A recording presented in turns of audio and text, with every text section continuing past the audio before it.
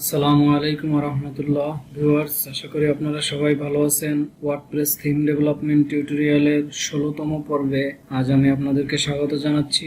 গত পর্বে আমরা কোডস্টার ফ্রেমওয়ার্ক ব্যবহার করে থিমটির টোটাল বেসিক সেটআপ কমপ্লিট করেছিলাম।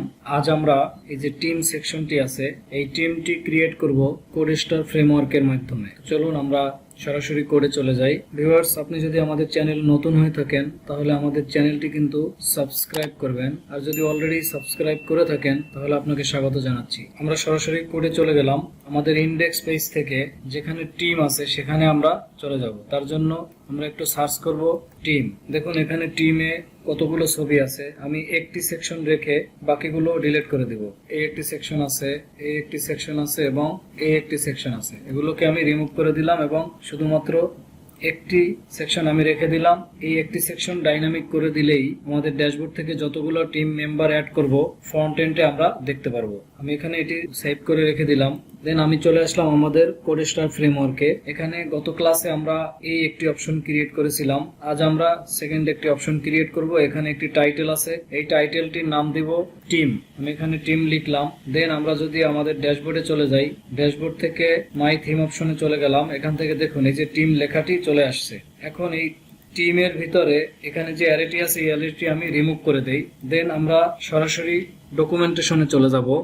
কোডস্টার ফ্রেমওয়ার্কের ডকুমেন্টেশনে চলে যাই। সরাসরি ডকুমেন্টেশন থেকে ফিল্ড অপশনে চলে যাব। এখান থেকে আমরা চলে যাব গ্রুপ। জি সিরিয়ালে চলে যাবেন, এখান থেকে গ্রুপে চলে যাবেন। দেখুন এই যে গ্রুপে কিছু কোড করা আছে, আমরা এখান থেকে কপি করে নিয়ে দেন দেখি। কপি করা কোডটুকুকে আমি এই বডিতে পেস্ট করে দিলাম, একটু মার্কআপ করে নিলাম। দেন এখানে দেখুন একটি প্যারেন্ট অ্যারে আছে। দেন ওই প্যারেন্ট অ্যারের ভিতরে আরো 3টি চাইল্ড অ্যারে আছে। ফিল্ডস অপশনের ভিতরে গ্রুপ 1 এর ভিতরে 3টি চাইল্ড অ্যারে আছে। একটি আছে টেক্সট, একটি কালার, একটি সুইচার। আমরা এখান থেকে এই যে কালার এবং সুইচার কেটে দেই, এটি আমাদের প্রয়োজন নাই। আমাদের দরকার হচ্ছে টেক্সট ফিল্ডটি। আমি এখানে টেক্সট ফিল্ডটি ধরলাম। এখানে আইডি নাম দিলাম team hyphen member hyphen name. আমি এটি নাম দিলাম। টিম মেম্বারের নামটি আমরা এখানে লিখবো। দেন আমরা আবার ডকুমেন্টেশনে চলে যাই। এখান থেকে ছবিটি আপলোড করার জন্য আমরা সরাসরি আপলোডের যে কোড আছে এই কোডটুকুকে কপি করে সেকেন্ড অ্যারে হিসাবে দিয়ে দিলাম। দেখুন সেকেন্ড অ্যারে হিসাবে দিলাম। তো আমি দুটি ফিল্ড অ্যাড করে আপনাদেরকে দেখাবো, বাকিগুলো আপনারা অ্যাড করে প্র্যাকটিস করবেন। আমি এখানে আইডির নাম দিলাম মেম্বার ফটো নাম দিলাম। তো এখন আমরা আমাদের ড্যাশবোর্ডে চলে যাই। ড্যাশবোর্ডে গিয়ে দেখুন রিলোড দিলাম। এখানে টিম অপশনে গ্রুপের ভিতরে দেখুন এখানে দুটি ফিল্ড আছে, একটি আমি রিমুভ করে দেই। তো এখানে আমরা নাম দিব। আমি নাম দিলাম মাসুদ আলম, আর এখানে একটি ছবি দেই। দেখুন এখানে আমার একটি ছবি আছে, আমি আমার ছবিটি আপলোড করে দিলাম। দেন এখানে অ্যাড নিউতে আবার ক্লিক করলাম। আমি এখানে দিলাম এমডি রুবেল। এখানে আমি আরেকটি ছবি দিয়ে দিই, যেমন এই যে হোয়াটসঅ্যাপের ছবিটি আমি এখানে দিয়ে দিলাম। দেন আমি এখানে সেভ দিলাম। তাহলে আমরা দুজন টিম মেম্বার অলরেডি অ্যাড করলাম। এরকম করে যতগুলো টিম মেম্বার দরকার আমরা এখানে অ্যাড নিউতে ক্লিক করে অ্যাড দিতে পারবো। এখন আমাদের কাজ হচ্ছে এই টিম মেম্বারের নাম এবং ছবিকে ফ্রন্ট এন্ডে শো করানো। তাহলে আমরা একটু কোডে চলে যাই। আমাদের আইডির নাম কি?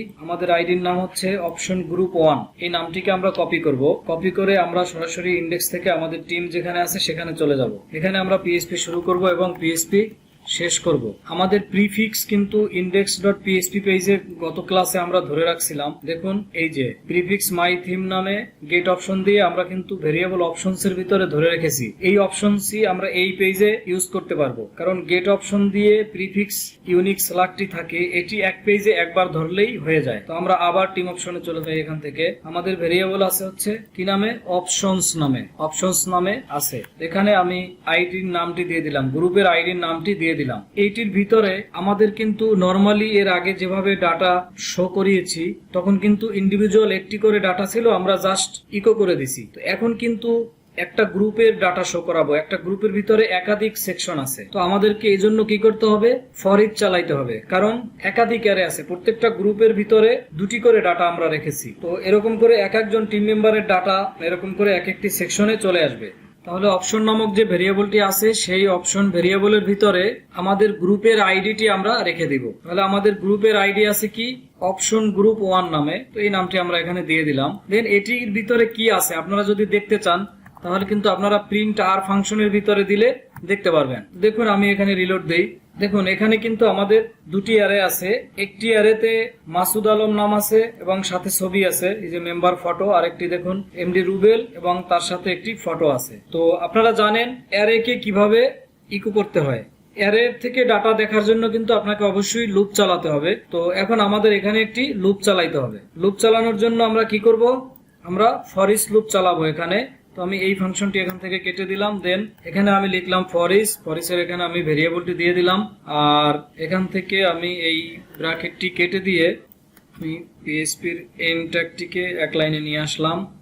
দেন এখানে আমি পিএইচপি শুরু করলাম, ফর ইচ শেষ করলাম এবং পিএইচপি শেষ করে দিলাম। এখন আমাদের প্রত্যেকটি অ্যারে আছে কি এই ভেরিয়েবলের ভিতরে। এই ভেরিয়েবল থেকে প্রত্যেকবার একটি একটি করে ডাটা এই ভ্যালুর ভিতরে আসবে এবং প্রত্যেকবার এখানে যেখানে যেখানে আমরা শো করাবো সেখানে সেখানে শো করবে। তাহলে আমরা প্রথমে নামটি শো করাই। নামটি শো করানোর জন্য আমাদের কি করতে হবে, আমরা পিএইচপি শুরু করলাম এবং শেষ করলাম, আমরা এখানে লিখলাম ইকো, দেন আমরা এখানে ভ্যালু নামক যে ভেরিয়েবলটি আছে সেটিকে ডাকলাম, দেন এখানে থার্ড ব্র্যাকেটের ভিতরে স্ট্রিং দিয়ে, দেন এখান থেকে আমাদের যে আইডিটি আছে, যেহেতু আমরা নাম শো করাইতে চাই তাহলে নাম আছে কোন আইডির ভিতরে, এই আইডির ভিতরে, এজন্য আমরা এটিকে এখানে লিখে দিলাম। এখন যদি আমরা রিলোড দেই আশা করি আমাদের নামটি চলে আসবে। দেখুন এই যে প্রথম আসছে মাসুদ আলম, দেন আসছে এমডি রুবেল। তো এখন আমাদের কাজ হচ্ছে ছবিটি শো করানো। তাহলে ছবিটি আছে কোথায়, ছবিটি আছে এই যে দেখুন এই আইএমজি ট্যাগের ভিতরে। তাহলে এর আগে গত ক্লাসে কিন্তু আমরা দেখেছিলাম কিভাবে ছবি শো করাইতে হয়।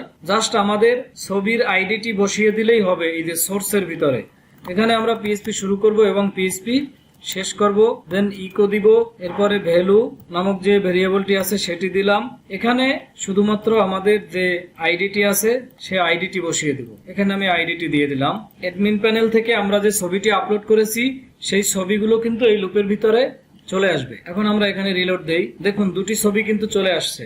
এই অবস্থায় আমরা যদি এখানে আরো একটি নাম অ্যাড করি, আরো একজন টিম মেম্বার অ্যাড করি, আমি এখানে নাম দিলাম মিস্টার রহিম, এখানে স্পেলিংটি মিস্টেক। এখানে আমি ছবিতে ক্লিক করলাম, দেন এখান থেকে আমি এই ছবিটি দিলাম।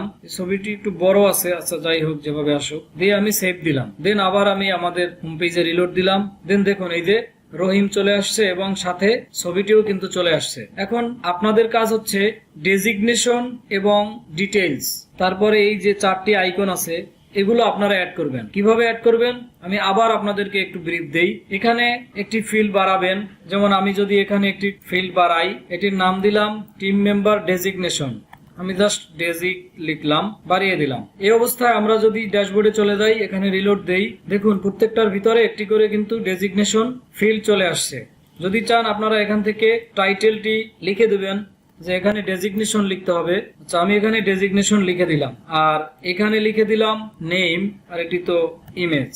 এখন যদি আমরা রিলোড দেই, দেখুন এখানে ডেজিগনেশন, তো আমি এখানে মনে করেন ডেজিগনেশন লিখলাম ম্যানেজার, এখানে লিখলাম ডেপুটি ম্যানেজার, এখানে লিখলাম অ্যাসিস্ট্যান্ট ম্যানেজার, দেন আমি এখানে সেভ দিয়ে দিলাম। এরপরে আমরা যদি এখানে রিলোড দেই, কোনো পরিবর্তন কিন্তু হয় নাই। কেন হয় নাই? কারণ আমরা ডাটা আপলোড করেছি, কিন্তু এই যে ডেজিগনেশন নামে আমরা যে আইডিটি অ্যাড করেছি এই আইডিটি কিন্তু আমরা এখনো ইকো করি নাই। এখানে আমাদের ইকো করতে হবে। কিভাবে ইকো করব? আমরা এখানে পিএইচপি শুরু করব এবং শেষ করব, দেন লিখব ইকো ডাটা আছে কোন ভেরিয়েবলে, ভ্যালু নামক যে ভেরিয়েবলটি আছে সেটিতে, দেন এখানে আমরা থার্ড ব্র্যাকেটের ভিতরে আমাদের যে আইডিটি আছে সে আইডিটি বলে দিব।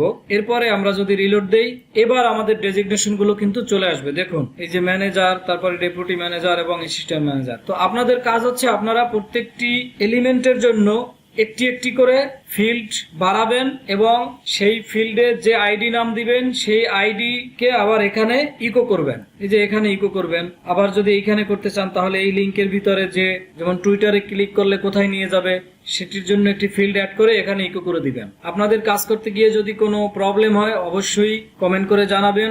আজ এ পর্যন্তই, পরবর্তী ক্লাসে আবার কথা হবে। সে পর্যন্ত আপনারা ভালো থাকুন এবং সুস্থ থাকুন। আল্লাহ হাফেজ।